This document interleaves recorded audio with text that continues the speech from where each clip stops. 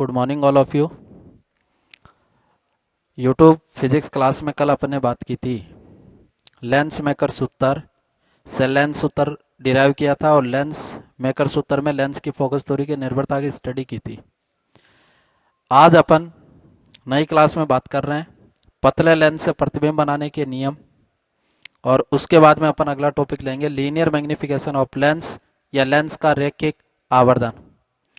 अपन को ये पढ़ रहा था कि लेंस दो प्रकार के होते हैं, एक तो उत्तल लेंस होता है और एक कौन सा लेंस होता है, अवतल। उत्तल लेंस प्रकाश किरणों को अपवर्तन के पश्चात एक बिंदु पर केंद्रित करता है, जबकि अवतल लेंस होता है वो प्रकाश किरणों को अपवर्तन के पश्चात फैलाता है। इसलिए उत्तल लेंस को अपन बोलते हैं अभिसारी लेंस और अवतल लेंस को अपन बोलते हैं कौन सा लेंस, अपसारी, क्योंकि उसको डाइवर्जेंस लेंस बोलते हैं, और उत्तल लेंस को अपन बोलते हैं कन्वर्जिंग लेंस। ठीक है, तो उत्तल या किसी भी पतले लेंस से प्रतिबिंब बनाने के तीन नियम है, उन तीन नियम की अपन स्टडी कर रहे हैं। सबसे पहले अपन इधर बोर्ड पे अपन ने देखना कि सबसे पहले अपन पढ़ेंगे उत्तल लेंस से प्रतिबिंब बनाने के नियम, उसके बाद में अपन देखेंगे अवतल लेंस से प्रतिबिंब बनाने के नियम। प्रतिबिंब दो तरीके के होते हैं, एक तो होता है वास्तविक प्रतिबिंब और एक प्रतिबिंब कैसा होता है, आभासी। दो तरीके की इमेज होती है। तो किसी भी वस्तु से जाने वाले प्रकाश किरणें परावर्तन या अपवर्तन के पश्चात किसी बिंदु पर वास्तव में मिलती है तो प्रतिबिंब कैसा बनता है, वास्तविक। और किसी बिंदु पर अगर मिलती भी प्रतीत होती है तो प्रतिबिंब कैसा बनता है, आभासी। तो इस लेंस से प्रतिबिंब बनाने के मैं आपको तीन नियम बता रहा हूं। सबसे पहले अपन प्रतिबिंब पढ़ रहे हैं किस लेंस के लिए, उत्तल। ये एक उत्तल लेंस है जो बीच में से मोटा और किनारों से कैसा है, पतला। ये इस लेंस का कौन सा के अंदर, प्रकाशिक। और ये वाली लाइन है वो आपको बताया लेंस की कौन सी अक्ष, मुख्य। तो लेंस से प्रतिबिंब बनाने के मैं तीन नियम बता रहा हूं। इस डायग्राम में देखना, ए बी वस्तु है, ए डैश बी डैश क्या है, प्रतिबिंब। इस लेंस से प्रतिबिंब बनाने का पहला नियम है कि उत्तल लेंस के मुख्य अक्ष के समांतर लेंस पर आपतित प्रकाश किरण अपवर्तन के पश्चात किस फोकस से गुजरती है, दूसरे मुख्य फोकस से गुजरती है। तो पहला नियम क्या हो गया कि उत्तल लेंस के मुख्य अक्ष के समानांतर आपतित प्रकाश किरण अपवर्तन के पश्चात, ये ए बी से एक प्रकाश किरण आ रही है और ये इसके मुख्य अक्ष के समांतर है। मुख्य अक्ष के समांतर आपतित प्रकाश किरण अपवर्तन के पश्चात किस फोकस से गुजरती है, दूसरे मुख्य फोकस। तो पहला नियम ये हो गया कि उत्तल लेंस के मुख्य अक्ष के समांतर आपतित प्रकाश किरण अपवर्तन के पश्चात लेंस के किस फोकस से गुजरती है, दूसरे मुख्य फोकस। ये पहला नियम है। दूसरा नियम अपन डिस्कस कर रहे हैं कि ए बी के बी सिरे से एक प्रकाश किरण ओ बिंदु पर आपतित हो रही है, और यहां जो पॉइंट ओ है ना, वो इस लेंस का है ऑप्टिकल सेंटर। ऑप्टिकल सेंटर का मतलब कौन सा के अंदर, प्रकाशिक। तो दूसरा नियम क्या हो गया कि किसी भी लेंस के या उत्तल लेंस के प्रकाशिक के अंदर प्राप्तित प्रकाश किरण बिना अपने मार्ग से विचलित हुए कैसी गुजर जाती है, सीधी। तो दूसरा नियम हो गया कि लेंस के प्रकाशिक के अंदर प्राप्तित प्रकाश किरण बिना अपने मार्ग से विचलित हुए कैसी गुजर जाती है, सीधी। तीसरी नियम आपको बता रहा हूं कि ए बी के बी सिरे से एक प्रकाश किरण लेंस के प्रथम मुख्य फोकस से F1 है ना, ये इस लेंस का फर्स्ट प्रिंसिपल फोकस, प्रथम मुख्य फोकस। तो तीसरा नियम क्या हो गया कि उत्तल लेंस के प्रथम मुख्य फोकस से लेंस प्राप्तित प्रकाश किरण अपवर्तन के पश्चात लेंस के मुख्य अक्ष के क्या हो जाती है, समांतर। तो ये लेंस से प्रतिबिंब बनाने के तीन नियम है। तो मुख्य अक्ष के समानांतर आपतित प्रकाश किरण अपवर्तन के पश्चात किस फोकस से गुजरती है, दूसरे मुख्य फोकस। लेंस के प्रकाशिक के अंदर प्राप्तित प्रकाश किरण बिना अपने मार्ग से विचलित हुए कैसी गुजर जाती है, सीधी। तीसरा नियम मैंने बताया कि लेंस के प्रथम मुख्य फोकस से लेंस प्राप्तित प्रकाश किरण अपवर्तन के पश्चात लेंस के मुख्य अक्ष के क्या हो जाती है, समांतर। तीनों अपवर्तित किरणें इस बिंदु पर वास्तव में मिल रही है, इसलिए इस वस्तु का कैसा प्रतिबिंब बना, वास्तविक। और वास्तविक प्रतिबिंब सदैव कैसा होता है, उल्टा। तो यह तो उत्तल लेंस से प्रतिबिंब बनाने के तीन नियम। अवतल लेंस में भी सेम नियम है कि अवतल लेंस होता है वो प्रकाश किरणों को फैलाता है। तो ये अवतल लेंस ए बी वस्तु, पहला नियम क्या है कि लेंस के मुख्य अक्ष के समांतर आपतित प्रकाश किरण अपवर्तन के पश्चात लेंस के दूसरे मुख्य फोकस से आती हुई प्रतीत होती है। तो ये मुख्य अक्ष के समानांतर आपतित प्रकाश किरण अपवर्तन के पश्चात लेंस के किस फोकस से आती हुई प्रतीत होती है, दूसरे मुख्य फोकस। दूसरा नियम है कि लेंस के प्रकाशी के अंदर प्राप्त प्रकाश किरण बिना अपने मार्ग से विचलित हुए कैसे गुजर जाती है, सीधी। तीसरा नियम यह होता है कि लेंस के प्रथम मुख्य फोकस की ओर आती हुई प्रकाश किरण अपवर्तन के पश्चात लेंस के मुख्य अक्ष के क्या हो जाती है, समांतर। ये देखो लेंस का प्रथम मुख्य फोकस, इसको मैं लिख रहा हूं F1। ये एक प्रकाश किरण लेंस के प्रथम मुख्य फोकस की ओर आ रही है, तो लेंस के प्रथम मुख्य फोकस की ओर, अवतल लेंस के प्रथम मुख्य फोकस की ओर आने वाली प्रकाश किरण अपवर्तन के पश्चात लेंस के मुख्य अक्ष के क्या हो जाती है, समांतर। तो ये पतले लेंस से प्रतिबिंब बनाने के अपने पास कितने नियम है, 3। तो याद रखना है नियमों को। 3 नियम बताए कि लेंस के मुख्य अक्ष के समानांतर आपतित प्रकाश किरण अपवर्तन के पश्चात किस फोकस से गुजरती है, दूसरे मुख्य फोकस। अगली चीज मैंने बताई, प्रकाश के अंदर प्राप्त प्रकाश किरण बिना अपने मार्ग से विचलित हुए कैसे गुजर जाती है, सीधी। एक नियम मैंने बताया कि प्रथम मुख्य फोकस से लेंस प्राप्त प्रकाश किरण अपवर्तन के पश्चात लेंस के मुख्य अक्ष के क्या हो जाती है, समांतर। तो पतले लेंस से प्रतिबिंब बनाने की ये 3 नियम। अब देखो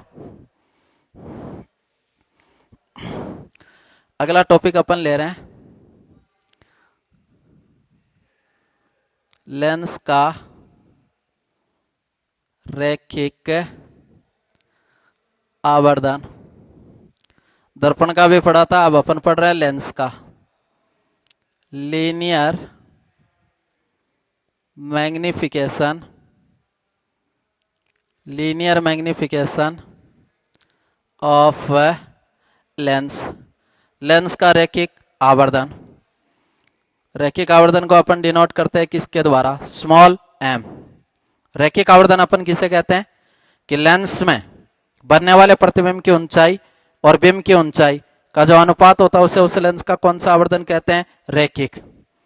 तो लेंस का रैखिक आवर्धन क्या होता है, लेंस का रैखिक आवर्धन बराबर लेंस में बनने वाले प्रतिबिंब की ऊंचाई या प्रतिबिंब की लंबाई कह दो, बात एक ही है। लेंस में बनने वाले प्रतिबिंब की ऊंचाई व बिंब की ऊंचाई का अनुपात लेंस का कौन सा आवर्धन कहलाता है, रैखिक।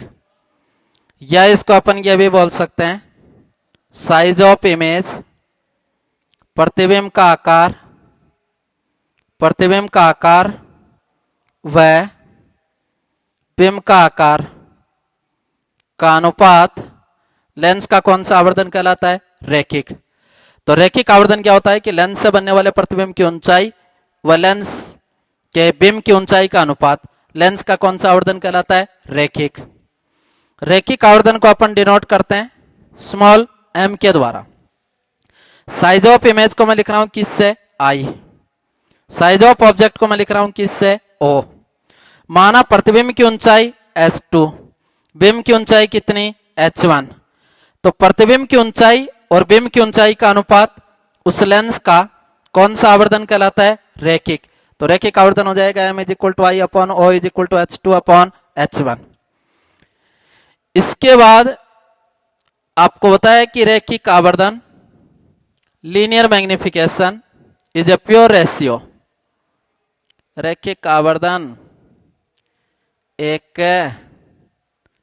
शुद्ध अनुपात है, अतः यह कैसी राशि होती है बेटा, मात्रकहीन तथा विमाहीन राशि होती है। तो लीनियर मैग्निफिकेशन होता है वो प्योर रेशियो, और रैखिक आवर्धन एक शुद्ध अनुपात होता है, इसलिए न तो इसका कोई मात्रक होता है और न ही कोई क्या होती है, विमा। तो यह मात्रकहीन तथा कैसी राशि होती है, विमाहीन। फिर भी इसकी डायमेंशन को लिखा जाता है, तो लिखा जाएगा इसको m0, l0 और t की पावर 0। तो रैखिक आवर्धन एक शुद्ध अनुपात होने के कारण यह मात्रकहीन तथा कैसी राशि होती है, विमाहीन। आगे अपन प्रूव करेंगे कि प्रतिबिंब की ऊंचाई और बिंब की ऊंचाई का जो अनुपात होगा वो इक्वल होगा किसके, v/u। यहां एक समझने वाली बात है कि दर्पण में H2/H1 की वैल्यू आई थी -v/u, जबकि लेंस में आएगी H2/H1 = v/u। तो H2/H1 की जगह अपन क्या भी लिख सकते हैं, v/u। तो लेंस का रैखिक आवर्धन, और रैखिक आवर्धन m इज इक्वल टू लिख सकते हैं h2 upon h1 is equal to v upon u। तो लेंस के रैखिक आवर्धन का सूत्र होता है बेटा m is equal to v upon u, जबकि दर्पण के रैखिक आवर्धन का सूत्र होता है m is equal to minus, उसमें माइनस का सिंबल आता है, जबकि लेंस के रैखिक आवर्धन का फॉर्मूला होता है m is equal to v upon u, और दर्पण का मैंने पढ़ाया था m is equal to minus v upon u। ये डिफरेंस होता है। v लेंस से प्रतिबिंब की दूरी है, u लेंस से किसकी दूरी है, बिंब। इसको अपन प्रूव कर देंगे। अब देखो, तो इस लेंस के रैखिक आवर्धन का सूत्र हो गया m is equal to v upon u। अब अपन को पता है कि प्रतिबिंब इमेज दो तरीके की बताई। एक तो जो प्रतिबिंब होता है वो कैसा, वास्तविक, और एक प्रतिबिंब होता है वो कैसा, आभासी। तो दो तरीके की इमेज होती है, एक तो रियल इमेज और एक इमेज कैसी होती है, वर्चुअल। याद रखना कि वास्तविक प्रतिबिंब के लिए रैखिक आवर्धन होता है वो नेगेटिव। तो रैखिक आवर्धन का मान ऋणात्मक प्राप्त होने पर प्रतिबिंब की प्रकृति या नेचर ऑफ इमेज कैसी होगी, रियल। रियल का मतलब कैसी होगी, वास्तविक। तो वास्तविक प्रतिबिंब के लिए रैखिक आवर्धन का मान कैसा होता है, ऋणात्मक। जबकि आभासी प्रतिबिंब के लिए रैखिक आवर्धन m की वैल्यू कैसी होती है, पॉजिटिव।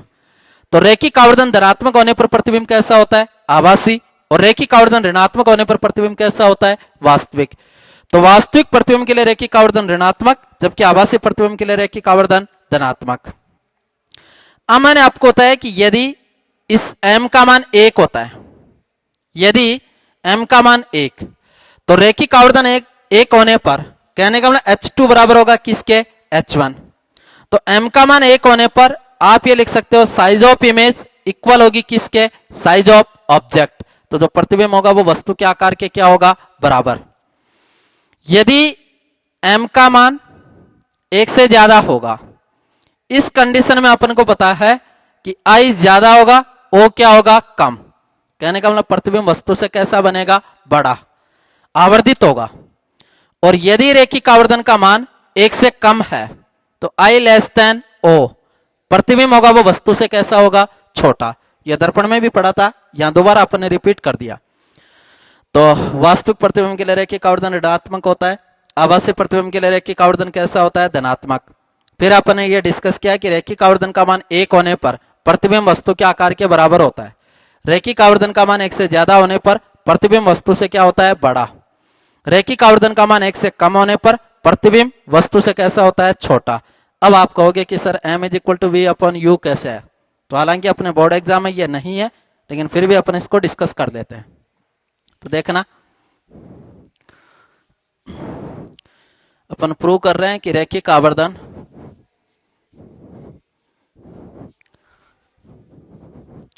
देखो, अपन इसको प्रूव कर रहे हैं बेटा, रैखिक आवर्धन m is equal to h2 upon h1 is equal to v upon u।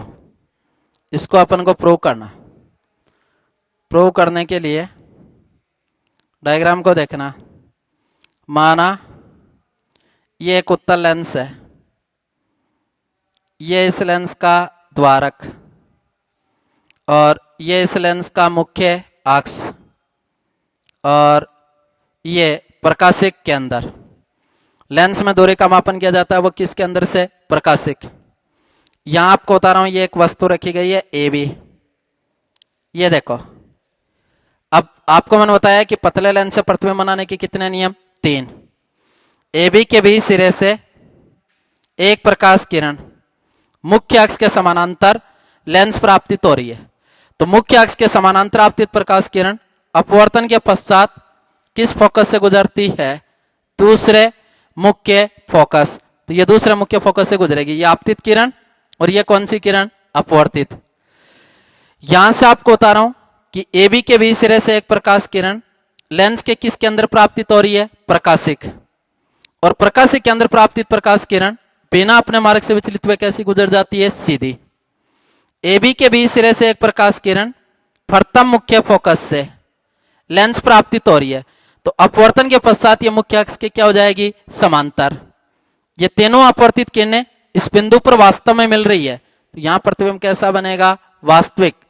और वास्तविक प्रतिबिंब यहां हो गया बेटा ए डैश और क्या, बी डैश। अब अपन को प्रूव करना है रैखिक आवर्धन। ए बी बिंब ए डैश बी डैश, यहां क्या है, प्रतिबिंब ओ ए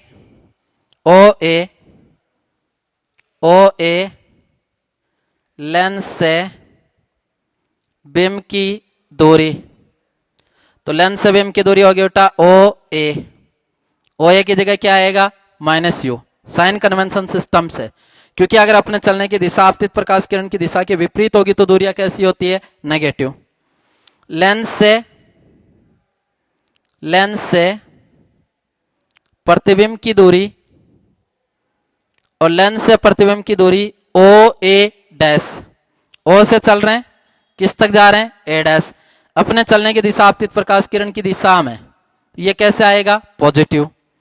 ए बी किसकी ऊंचाई, बिंब की, और बिंब की ऊंचाई क्या, ए बी, और माना बिंब की ऊंचाई कितनी, h1। मुख्य अक्ष के ऊर्ध्वाधर ऊपर की दूरियां कैसी होती है, पॉजिटिव। फिर अगर मैं ये पूछूं इसमें प्रतिबिंब की ऊंचाई, प्रतिबिंब की ऊंचाई क्या है, ए डैश बी डैश, और ये मैंने कितने ली, h2। लेकिन मुख्य अक्ष के ऊर्ध्वाधर नीचे की दूरियां कैसी होती है, नेगेटिव। ये मैंने लिखा है साइन कन्वेंशन सिस्टम या चेन प्रीपार्टी। अब देखो रैखिक आवर्धन के लिए अपन को प्रूव करना है, तो फ्रॉम रे डायग्राम, किरण चित्र से, किरण चित्र में देखो दो समकोण त्रिभुज है ओ ए बी, और एक समकोण त्रिभुज है ओ ए डैश बी डैश। तो किरण चित्र में समकोण त्रिभुज ओ ए बी व ओ ए डैश बी डैश से, ये दो समकोण त्रिभुज ले रहा हूं बेटा। एक तो समकोण त्रिभुज है ओ ए बी, और इसके समूह के एक त्रिभुज लिया है ओ ए डैश बी डैश। इस समकोण त्रिभुज में एक कोण है ओ ए बी, इक्वल है कोण ओ ए डैश बी डैश। दोनों क्यों इक्वल है, दोनों कोण कितने डिग्री के, 90। ओ ए बी 90 डिग्री का, ओ ए डैश बी डैश भी कितने डिग्री का, 90। इस त्रिभुज में एक कोण बन रहा है ए ओ बी, इसमें कोण बन रहा है ए डैश ओ बी डैश। कोण ए ओ बी इक्वल होगा कोण ए डैश ओ बी डैश। क्यों इक्वल है, दोनों कोण कौन से कोण है, शीर्षा विमुख, वर्टेक्स ऑपोजिट एंगल है, शीर्षा विमुख कोण है। अतः समकोण त्रिभुज ओ ए बी व ओ ए डैश बी डैश कैसे हैं, सिमिलर, समरूप है। अतः दोनों त्रिभुजों की भुजाओं का अनुपात, दोनों त्रिभुजों की भुजाओं का अनुपात भी क्या होगा, समान होगा। तो दोनों त्रिभुज समरूप है, तो दोनों त्रिभुजों की भुजाओं का अनुपात भी क्या होगा, समान। कहने का मतलब दोनों त्रिभुजों में tan थीटा का मान समान होगा। ये थीटा, ये लंब, ये कर्ण, और ये क्या हो गया, आधार। tan theta is equal to लंब बट्टा आधार। तो ओ ए बी में लंब तो हो गया ए बी, आधार क्या हो गया, ओ ए, तो ए बी अपॉन ओ ए। दूसरे त्रिभुज में लंब तो हो गया ए डैश बी डैश, और आधार इसमें क्या हो गया, ओ ए डैश। क्या इसको ऐसा लिख सकता हूं मैं, A dash B dash upon A B is equal to O A dash upon O A. तो इस इक्वेशन को मैंने ऐसा लिख दिया, A dash B dash upon A B is equal to O A dash upon O A. अब बताओ ए dash B dash क्या है, प्रतिबिंब की ऊंचाई, ए बी क्या है, बीम की ऊंचाई और प्रतिबिंब की ऊंचाई और बीम की ऊंचाई का अनुपात कौन सा आवर्धन कहलाता है, रैखिक। और यहां आपको बताया ओ ए डैश लेंस से किसकी दूरी, प्रतिबिंब की, ओ ए लेंस से किसकी दूरी, बीम। तो ये वैल्यू पुट कर दो इसमें, ये वैल्यू पुट करेंगे तो ए डैश बी डैश की जगह, ए डैश बी डैश की जगह बेटा क्या आएगा, -h2, ए बी की जगह क्या आएगा, h1, और ओ ए डैश की जगह क्या आएगा, v, ओ ए की जगह क्या आएगा, ओ ए डैश की जगह v, और ओ ए की जगह क्या आएगा, -u, h2 upon h1 is equal to v upon u। h2 किसकी ऊंचाई, प्रतिबिंब की, h1 किसकी ऊंचाई, बीम, और प्रतिबिंब की ऊंचाई और बीम की ऊंचाई का अनुपात ही कहलाता है कौन सा आवर्धन, रैखिक। तो m is equal to h2 upon h1 is equal to v upon u, hence proved. यही अपन ने पढ़ा था। तो ये रैखिक आवर्धन ज्ञात करने का तरीका है। तो दर्पण में चिन्ह माइनस का आता है और लेंस में m इज इक्वल टू होता है v अपॉन u। बाकी अपन कल डिस्कस करेंगे। Thank you.